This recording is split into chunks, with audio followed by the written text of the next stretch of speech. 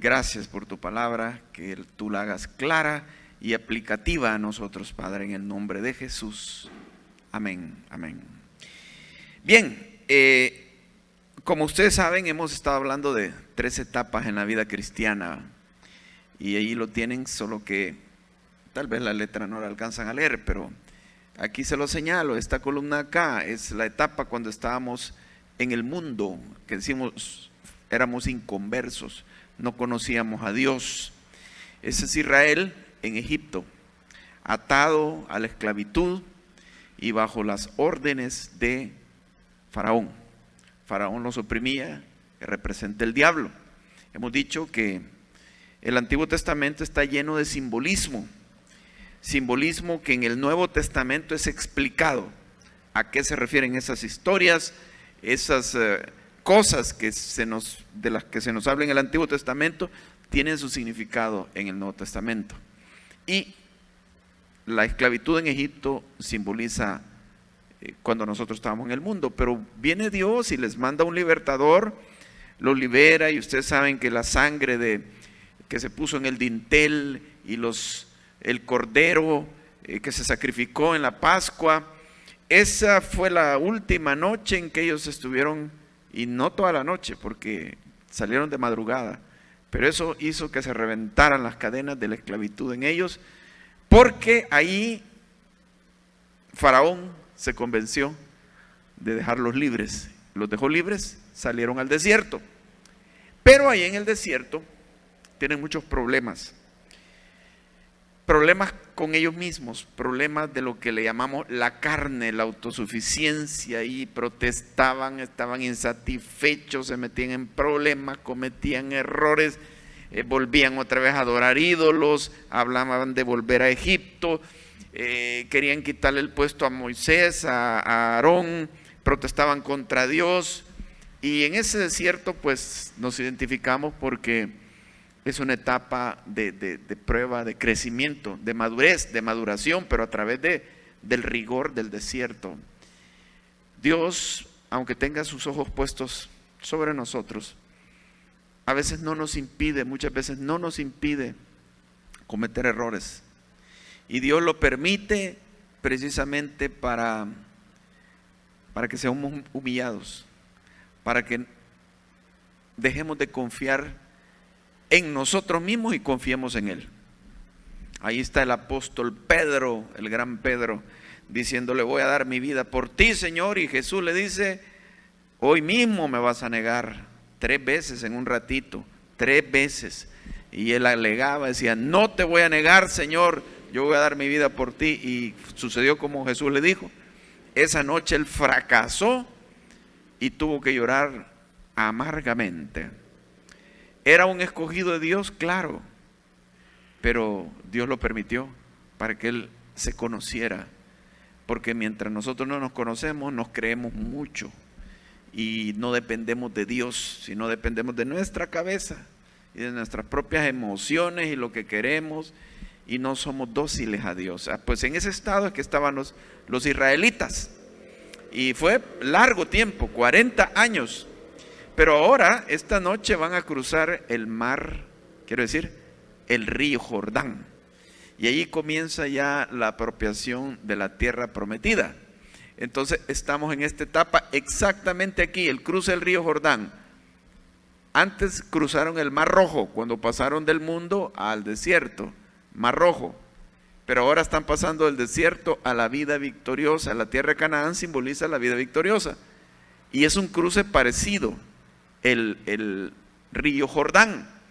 Aquí hay simbolismo también, y hay cosas dichas de una forma muy clara, y esto nos va a hablar de lo siguiente: las actitudes para la conquista. Se supone que ya a estas alturas ellos van a tener las actitudes, se supone, y sí, y efectivamente así fue. Ellos ya tenían las actitudes para poder conquistar la tierra prometida. ¿Qué actitudes van a hacer?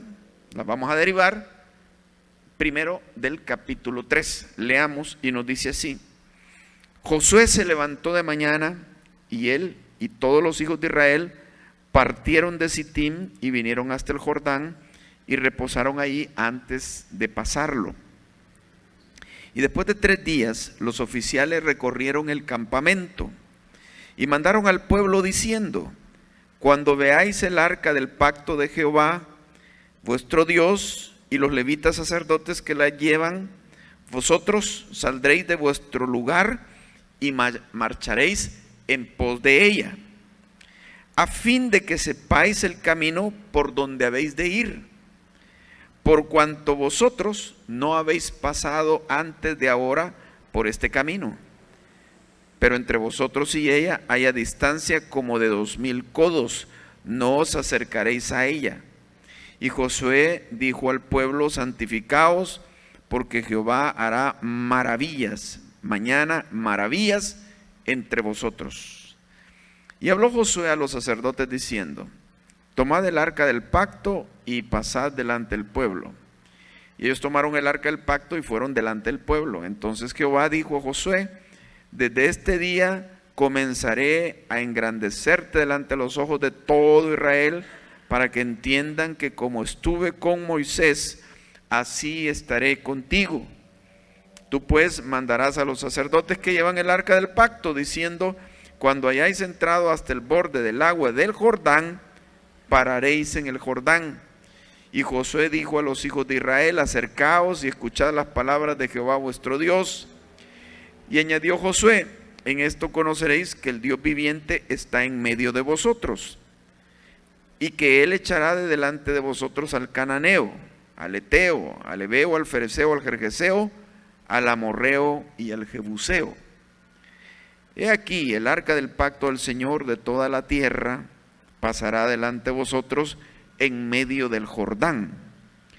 Tomad pues ahora 12 hombres de las tribus de Israel, uno de cada tribu. Quedémonos acá porque lo que viene es lo que voy a utilizar ya en el siguiente mensaje. Quedémonos con esta primera parte. Les cuento el final de esto. Van a pasar el río Jordán. Sucede un gran milagro y Dios se lo dijo: Jehová hará maravillas entre vosotros mañana. E igual que como cruzaron el Mar Rojo, que se hizo un camino en seco, se dividió el agua, paredes de agua aquí y paredes del otro lado, igual sucedió ahora, un milagro. El río Jordán se detuvo y se amontonó el agua en la parte de arriba y quedó seco por donde el pueblo iba a pasar. Y pasaron en seco también. Dos experiencias parecidas, ¿verdad? Ahora, media vez pasan ellos, entonces vuelve el río a fluir y ellos ya estaban dentro de la tierra prometida. Cuando entraron a la tierra prometida, se terminó el maná. Ya no hubo más maná en toda la historia. Lógico, ¿verdad? Ya estaban en la tierra prometida, ahí había árboles, había cereales, había que comer. Ya no necesitaban el maná. Ahora, ¿qué actitudes estamos viendo acá en esta generación que está cruzando? Bueno, vamos a decir varias cosas acá. Se llegó el tiempo para la conquista después de 40 años de vagar en el desierto. Ha muerto a estas alturas, han muerto todos los que salieron de Egipto de 20 años para arriba. Dios lo había dicho, iban a morir todos. Entonces, esta era una generación nueva. Los que salieron de Egipto, pero de 20 años para abajo, jóvenes y niños. Y otros que habían nacido durante esos 40 años en el desierto, son ahora el pueblo, excepto Josué y Caleb. Porque Josué y Caleb, en aquel tiempo que los israelitas se rebelaron, ellos le creyeron a Dios. Entonces Dios les dio el privilegio de que, a pesar de ser mayores y haber salido de Egipto, ellos sí iban a entrar a la tierra prometida. Y esto se está cumpliendo en este momento también. Están a punto entonces de cruzar el Jordán. Y aquí hay mucho simbolismo que vamos a estar viendo en este y en el próximo mensaje. La primera actitud para entrar a la tierra prometida, que hemos dicho que se trata de la vida victoriosa, la vida en abundancia, la vida que Dios quiere para nosotros. Jesús dijo: el ladrón viene para robar, matar y destruir. Yo he venido para que tengan vida y que la tengan en abundancia. Ahora, puede ser que alguien sea salvo, pero no tiene vida en abundancia. Sí la tiene, pero no la disfruta. Porque si tiene a Cristo en el corazón, tiene la vida en abundancia. Pero hemos de entender que aunque tengamos a Cristo, muchas veces no le creemos suficientemente, no le obedecemos, y podemos ser cristianos que están desanimados, cristianos que están atados en temores, cristianos que están viviendo una vida como que Cristo no estuviera en sus corazones, como que Cristo no existiera.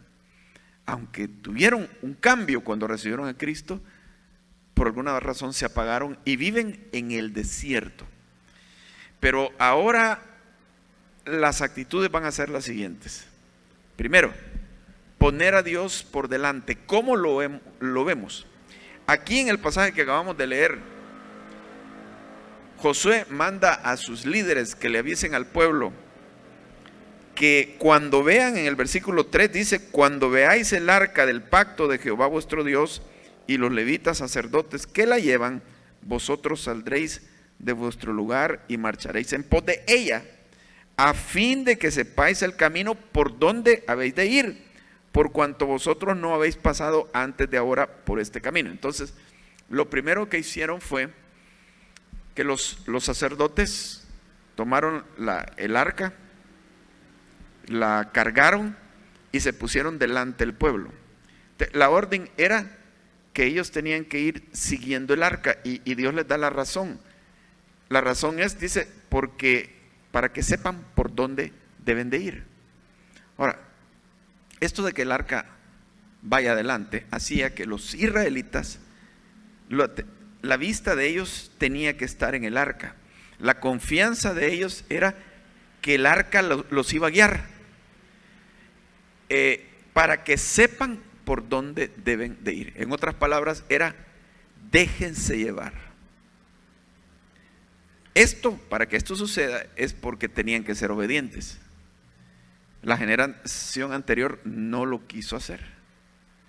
Cuando nosotros estamos cuestionando, no le creemos a Dios, estamos cuestionando, no nos conformamos con lo que Dios nos está diciendo. Dios dice: no os afanéis, pero no le hacemos caso. Y dice: no se afanen, en lugar de afanarse, echen sus cargas sobre mí, yo las voy a llevar. No, pero no lo hacemos. No estamos abiertos a eso. Entonces, ahora sí, la actitud es obediencia. Déjense llevar. Mi hermano, cuando usted no sepa qué hacer, dígale: Señor, no sé cómo hacerlo, ni tengo las fuerzas para hacerlo, pero si esto es tu voluntad, llévame tú. Miren, eso da resultado. Parece algo tan sencillo y simple. A mí me ha dado resultado tantas veces. Cuando no sé qué hacer, guíame tú, llévame tú. No le quiero poner la puerta cerrada a Dios, porque el problema muchas veces es eso, que yo no sé qué hacer, pero al mismo tiempo le cierro la puerta a Dios, porque no me dejo aconsejar, no me dejo que Él me guíe. Ese es un gran problema. Esto implica fe, el hecho de que yo estoy creyendo que Dios me va a guiar y que Dios sabe qué es lo que yo necesito. Por eso voy a dejar que Él me guíe y yo solo lo voy a seguir. Jesús hablaba: vengan en pos de mí, síganme. Pero ¿y para dónde vas? Ustedes síganme. ¿Y cuánto va a durar? Síganme. Pero explícanos, por ejemplo, ¿a dónde vamos a comer? Síganme. Hay muchas cosas que no sabemos, pero sigámoslo a Él. Usted se estará preguntando, ¿verdad? ¿Cómo va a ser su futuro? Usted solo sígalo. Porque les dice: ustedes nunca han pasado por este lugar, ni lo conocen. Por eso van a tener que seguir el arca. Usted no sabe su futuro, usted no sabe de muchas cosas, y hay cosas que aparentemente como que sí las sabemos, pero a la hora de las horas no las sabemos. Por ejemplo, un matrimonio. Si usted está casado, se da cuenta que hay veces que no está tan fácil la cosa, ¿verdad? Hay desacuerdos, y especialmente a veces los hombres decimos: no la entiendo. Pero dicen que a veces es difícil entender a las mujeres. Alguien decía, es imposible entenderla, solo hay que amarla. Yo le digo, Señor, ¿cómo le hago? Déjate llevar por Dios. Aparentemente es algo que los hombres podemos decir, no, si yo sé cómo tratar a la mujer y yo soy aquí, nada. Hay veces que no hay ni que pensar. La Biblia dice que los hombres vivamos con ellas sabiamente, porque a veces no sabemos. La mujer puede pensar una cosa, sentir una cosa y nosotros estamos pensando otra cosa, muy diferente. Ahí se pueden venir conflictos. Entonces, Señor, guíame. No soy un experto en matrimonio. El experto eres tú, Señor. Lo mismo la mujer. ¿Cómo le hago aquí? El experto en matrimonio es Dios. Y Él te va a guiar. ¿Cuál es tu papel? ¿Qué debes hacer? El experto en tu trabajo, ¿sabes quién es? Es Dios. El experto en esas ventas es Él. Sea lo que tengas que hacer, dice la palabra, fíate de Jehová de todo tu corazón y no te apoyes en tu propia prudencia, tu propia inteligencia, tu propia experiencia, tus propios estudios. No te apoyes en eso. Fíate de Jehová de todo tu corazón y no te apoyes en tu propia prudencia. Reconócelo en todos tus caminos y Él enderezará tus veredas. O sea, reconócelo es que tú lo vas viendo a Él y te vas dejando guiar por Él en el camino que tienes por delante y lo que tengas que hacer. Y si tú tienes muchas preguntas en tu corazón, al menos lo primero que tienes que hacer es, Señor, guíame, me quiero dejar llevar por ti, instrúyeme. ¿Crees tú que Dios estará dispuesto a hacer eso? Sí, claro que sí. Dios no está huyendo de ti, ni te está queriendo hacer una trampa para que caigas y quedes confundido. Dios te quiere iluminar. Y dice la palabra en otra parte, te haré entender el camino por el que debes andar. Te haré entender. Se le promete que le va a hacer entender el camino. Y dice ahí también, no seáis como el caballo o como el mulo, que no se sujetan hasta que les ponen cabestro. Que no tenga que suceder eso, que Dios te obligue, porque Él te va a hacer entender, pero tú síguelo. Así que esta era la primera actitud. Fe, esto es confiar en Él, y esto es depender de Él. Era una dependencia total del arca que simboliza la presencia de Dios. Dios iba delante de ellos y ellos iban siempre siguiendo el arca, viendo el arca, dependiendo de Él. Mira, y no es excesivo esto de que tú ores y que le pidas a Dios, Señor, guíame, dame sabiduría, cómo debo de actuar en esto, qué decisiones debo de tomar. Y hay cosas que no es que inmediatamente te las va a decir, pero Él ya captó tu oración. En su momento Él te va a guiar, te va a abrir puertas y se va a hacer la voluntad de Él y tú la vas a entender. Pero si tú le estás poniendo tus teorías como excusa antes y bloqueando el acceso que Dios tiene a ti, porque a veces uno decide así, digamos en las pláticas con las personas, uno puede tener una plática y alguien le está diciendo algo, no, y uno ya se bloquea. Los consejos a veces que le da el papá o la mamá antes, ¿verdad? Hijo, pero ya uno de adolescente o de joven cree que se las sabe todas y rechaza.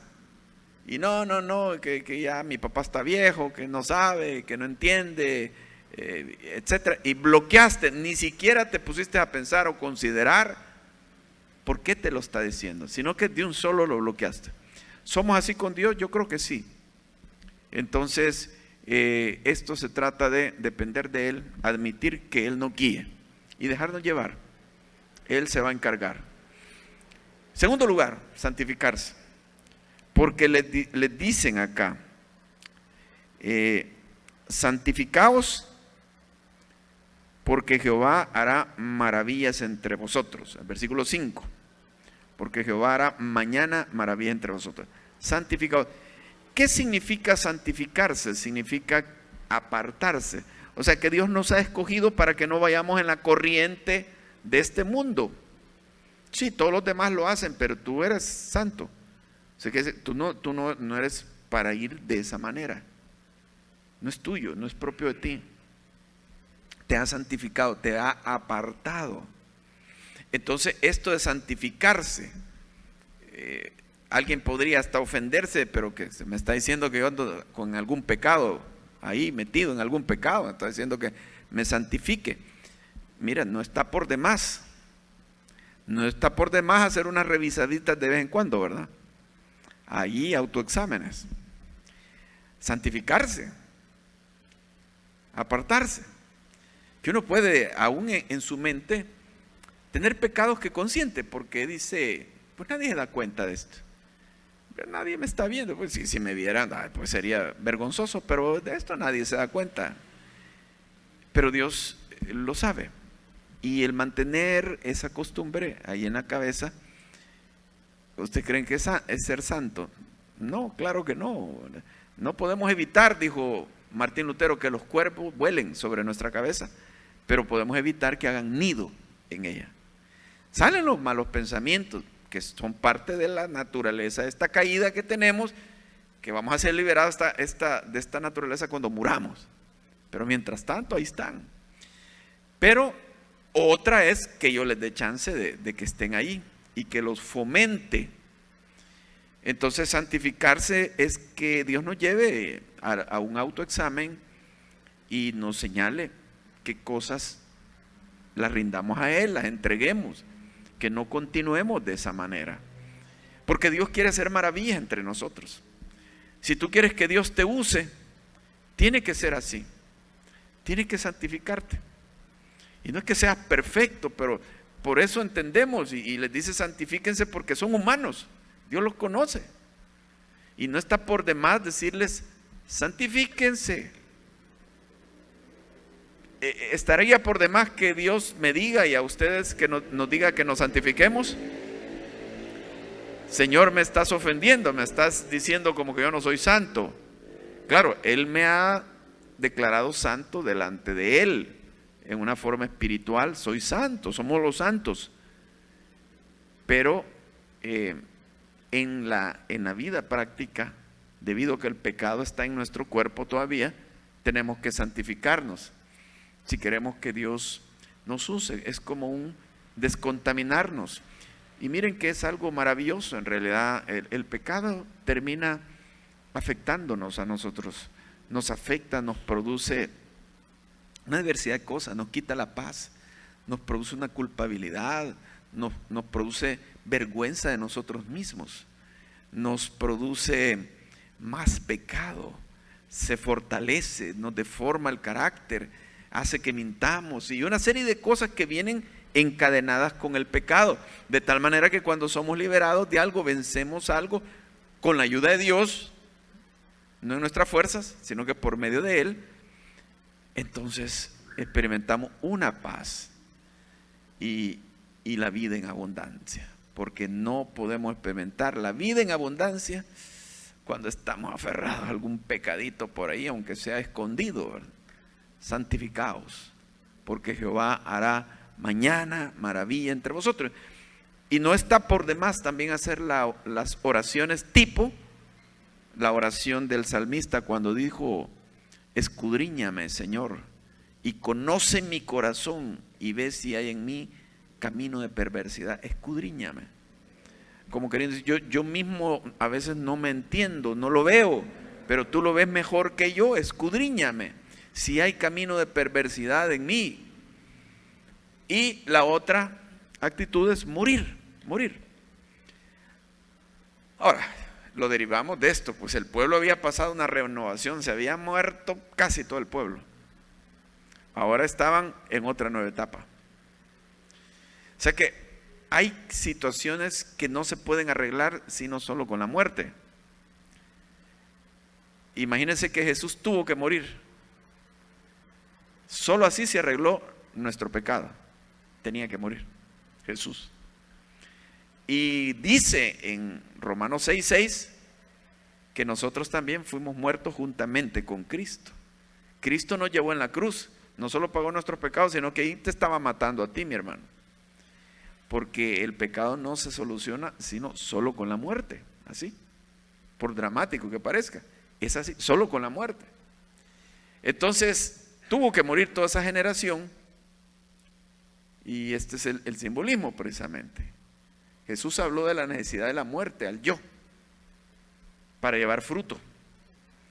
Dijo: el que quiera venir en pos de mí, niéguese a sí mismo. Eso es morir a uno. Niéguese a sí mismo, tome su cruz cada día y sígame. Tomar la cruz es que uno ya se da por muerto. Uno va como a crucificarse. El yo, el ego. Así que ellos están en este punto, han muerto y están confirmando esa muerte, pero eso les va a dar la oportunidad de entrar a la tierra prometida. El simbolismo de muerte en el Jordán. Si ustedes ven al principio de este capítulo, dice que esperaron 3 días. Versículo 2, y después de 3 días los oficiales recorrieron el campamento. 3 días. Esto es simbólico, porque los 3 días simbolizan la muerte. Porque Jesús fue muerto y estuvo sepultado ¿cuánto tiempo? ¿Cuánto tiempo? 3 días. Eso de al tercer día, cuando ustedes vean en la Biblia al tercer día o a los 3 días, te está implicando muerte. Así que ahí está el simbolismo, porque es no solo morir, sino que es ser sepultado también. El significado de Jordán. ¿Qué significa Jordán? El que desciende. ¿De qué te está hablando esto? El que cae, desciende. Esto es que de nuestro orgullo, de nuestra elevación, descendemos. Somos quebrantados. ¿Qué pasa con el que muere? Baja a la tumba, desciende a la tumba. Entonces eso está implicando una muerte. El que desciende. El cruce del Jordán, entonces, es la identificación de que ellos deciden descender, morir a ellos mismos.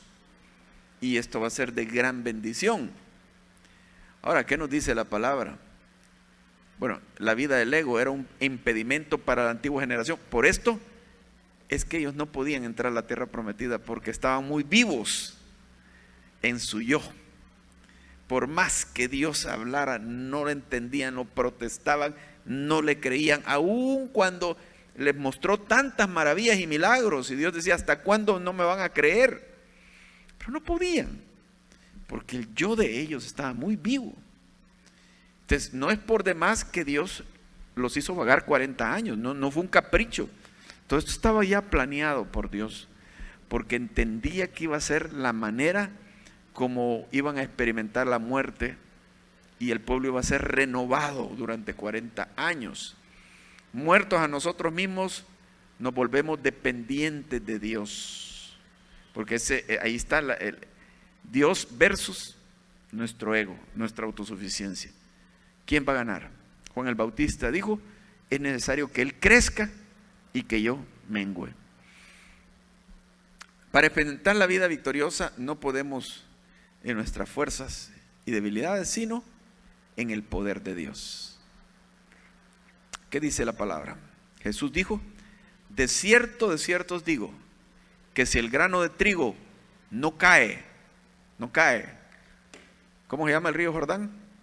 El que desciende, o sea, el que cae.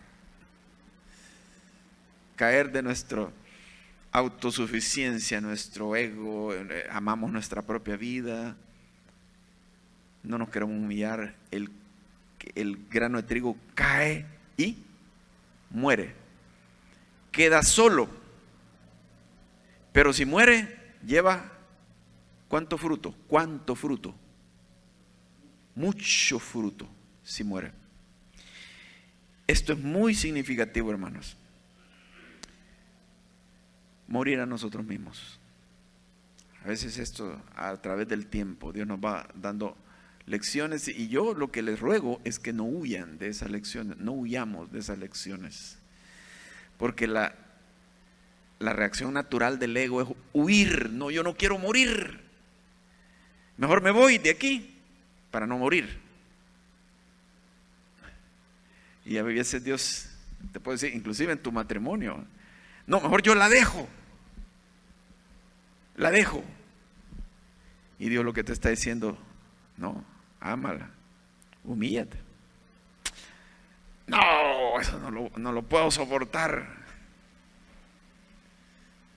Ámala. Claro, es que si la amo me tengo que negar a mí mismo. Yo no me quiero negar a mí mismo. Exacto. Te tienes que negar a ti mismo. Y Dios te pone en circunstancias, tratos con otras personas, donde lo que quisieras es hacer lo que Dios, no hacer lo que Dios te está diciendo, sino lo que tú quieres hacer. Mejor huir, tomar un atajo para no morir.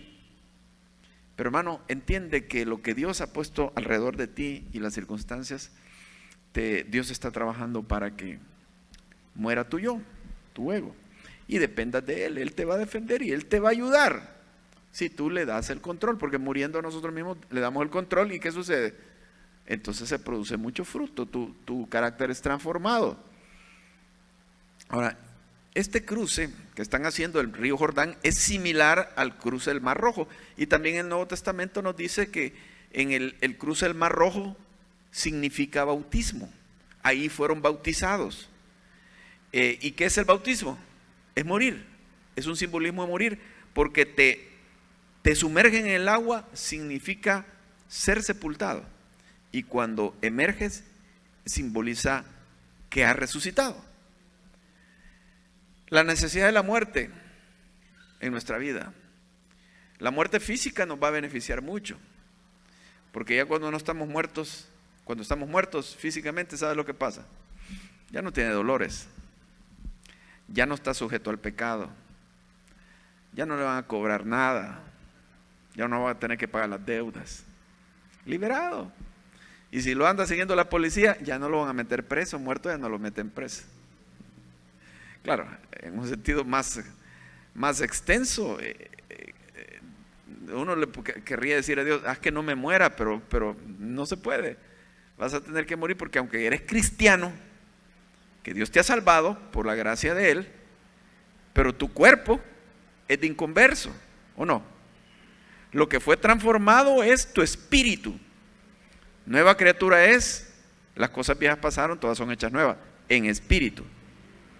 Pero en cuerpo es un cuerpo de muerte, dijo Pablo.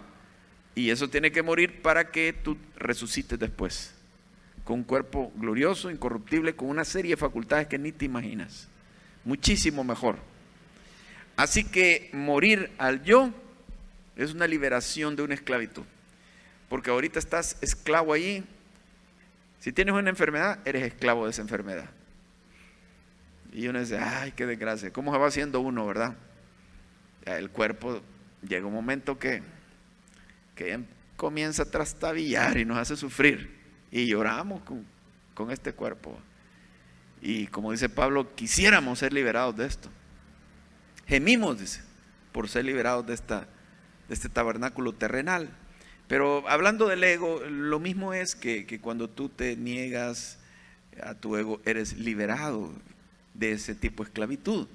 Morir al yo nos permite resucitar para algo mejor. Esto es una verdadera libertad.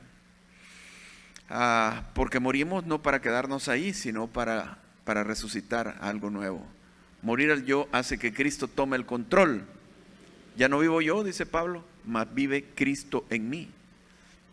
Morir al yo nos mete al reposo espiritual. Terminamos ahí con Hebreos capítulo 4, donde se nos habla de este reposo. Ahora, ¿qué es este reposo tan famoso? Claro, esto merecería darle más tiempo, pero lo voy a pasar así a la rápida. Y está haciendo referencia precisamente a esta situación de pasar a la tierra prometida. Y le dice en versículo 1, Hebreos 4:1, permaneciendo aún la promesa de entrar en su reposo, alguno de vosotros parezca no haberlo alcanzado. Porque también a nosotros se nos ha anunciado la buena nueva como a ellos. pero no les aprovechó el oír la palabra por no ir acompañada de fe en los que la oyeron.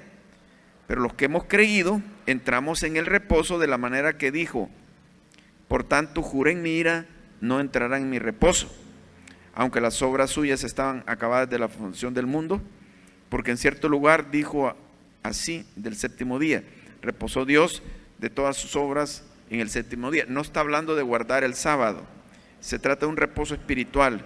Y otra vez aquí: no entrarán en mi reposo, por lo tanto, puesto que falta que algunos entren en él, y aquellos a quienes primero se les anunció la buena nueva, aquellos cuales, estos hebreos que no entraron a la tierra prometida, no entraron por causa de desobediencia. Y otra vez determina un día, hoy, diciendo, después de tanto tiempo, por medio de David, como se dijo: si oyeres hoy su voz, no endurezcáis vuestros corazones. Porque si Josué les hubiera dado el reposo, no hablaría después de otro día. Por tanto, queda un reposo para el pueblo de Dios, porque el que ha entrado en su reposo también ha reposado de sus obras como Dios de las suyas. ¿Qué es este reposo? Este reposo es lo siguiente: usted llega a un punto donde ya su ego se ha desmoronado, y entonces usted ha perdido su confianza en usted mismo, en sus habilidades, en su inteligencia, en sus obras, en lo que yo puedo lograr. Y al perder su confianza en usted mismo, usted se deja en las manos de Dios, y entonces ama el confiar en Él, se vuelve devoto a confiar en Él, fan, la palabra ahora, fan de confiar en Él. Y cuando esto sucede, usted reposa. Dice que el que entra en su reposo ha reposado de sus obras, así como Dios reposó de las suyas. Y este reposo trae una paz, una tranquilidad, una satisfacción enorme a la vida. Y usted puede ver una diferencia. Antes, cómo vivía yo, con ira, con resentimiento, luchando en mis propias fuerzas. Ahora tengo la paz de Dios, me siento tranquilo, confío.